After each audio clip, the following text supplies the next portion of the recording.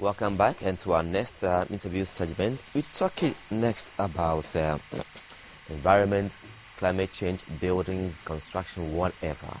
And basically we're talking about the Ghana Green Building Council, what it stands for, its objectives, how far it has come, challenges, the way forward, and all that. With me in the studio this morning, Mr. Foster Osanya-Kuno, who is Chief Executive Officer of the Ghana Green Building Council, on my immediate right, and also Daniel Quartey, board member of the Ghana Green Building Council. Am I right or wrong? You're excellent. Thanks so much. Welcome, sis. Thank you very much. Great. Let me start with this straight ahead. CEO of Ghana Green Building Council. What do you stand for? Well, Ghana Green Building Council's mission is to transform the built environment in Ghana towards sustainability through the way our communities and buildings are planned, designed, constructed, maintained, and operated. It is an NGO, but with no private ownership. It is a public-private initiative to help reduce the carbon footprint. It is to help do things right. I mean, do buildings which are environmentally friendly, buildings which are energy efficient, and buildings which use resources well. I see. Buildings that uses resources that are available. For instance, we develop tools to rate buildings, and in the development of the tools, we look at how sustainable the site is, how or what measures are you putting in to save energy in the buildings. You talk about renewable energy as well. We look at how you are using water in the building or the community. Talk about recycling water, grain harvesting, and other uses of water. Then we look at the materials that are used.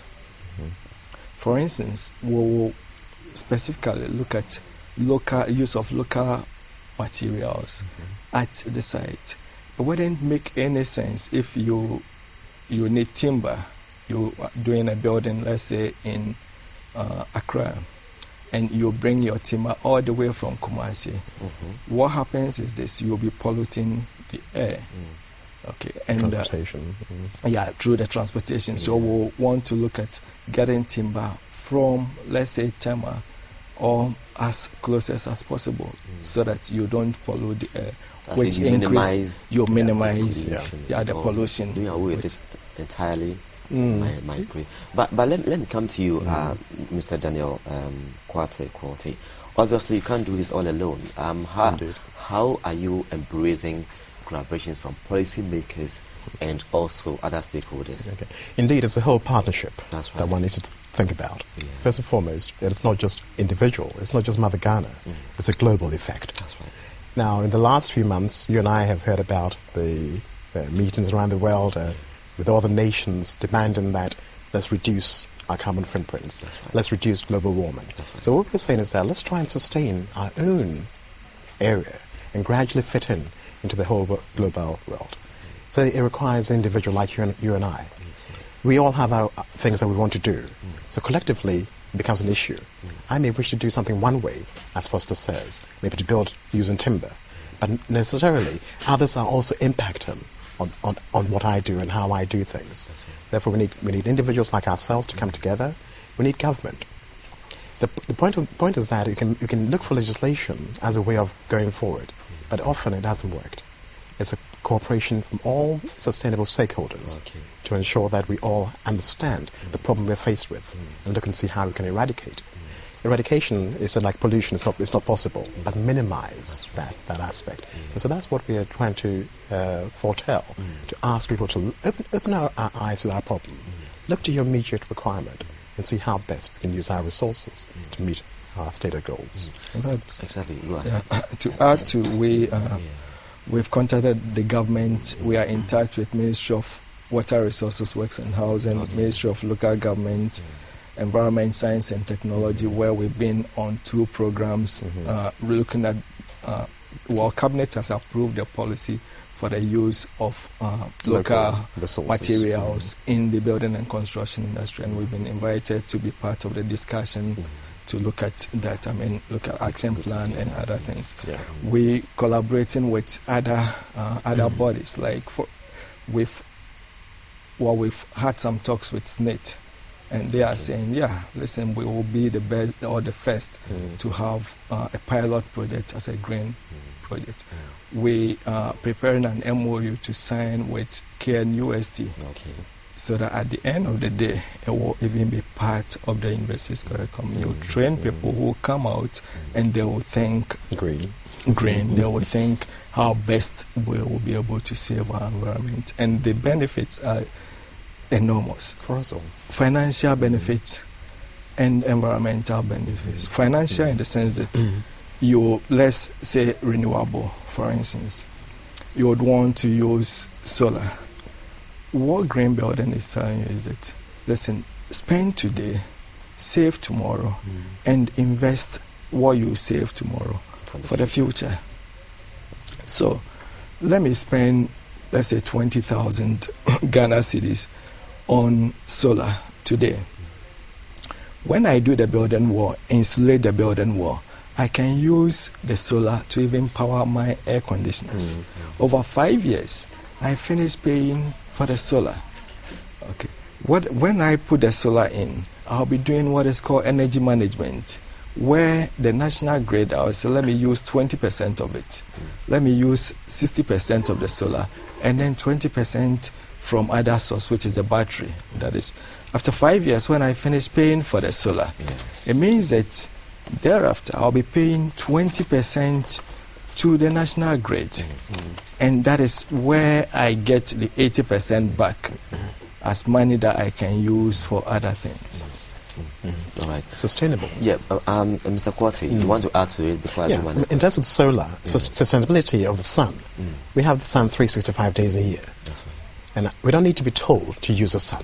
Please. That's right. It's automatic. It's automatic. It's there. So whilst you have it in your golden telling hours, in other words, from 8 o'clock in the morning to whatever time, that's when you should be using a renewable source, such as a solar-assisted air conditioner. That is present and available now.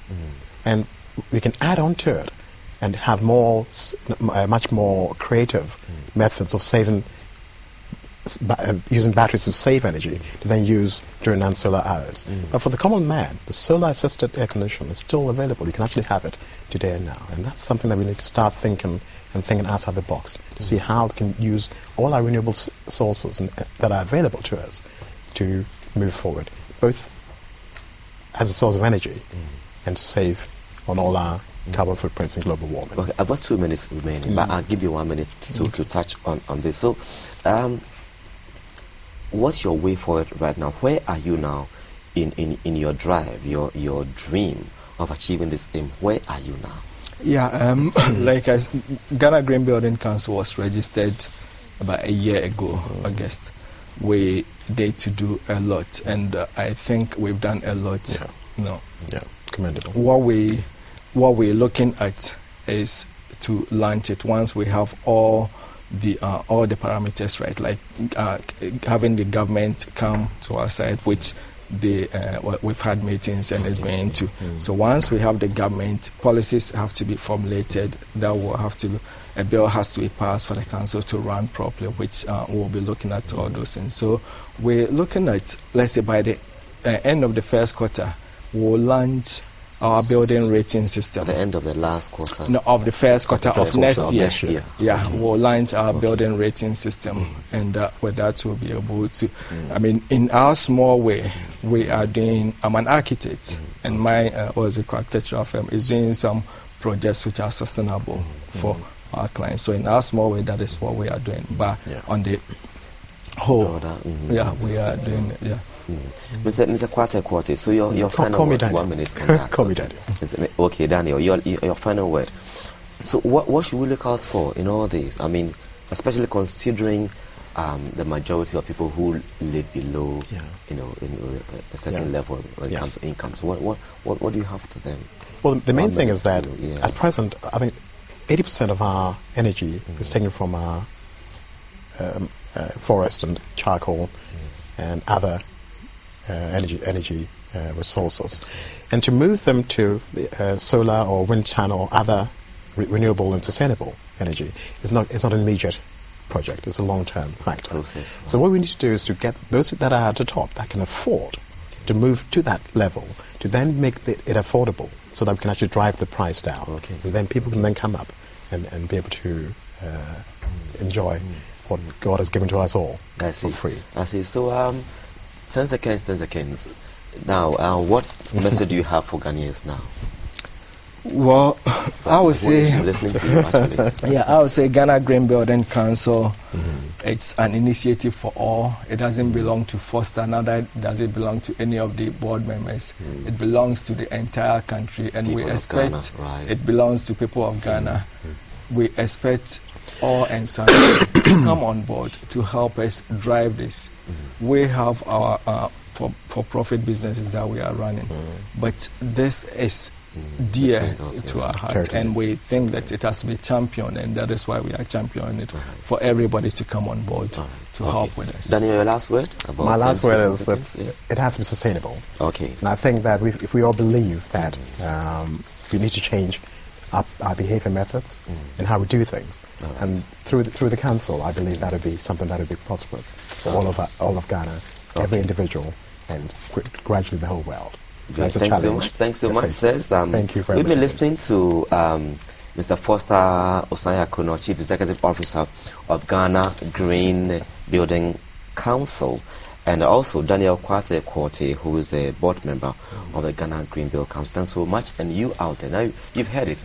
It pays to, I mean, it might be costly today to get a solar panel and all that, but look at the benefits over the years. So immense. So think about it whilst we keep talking.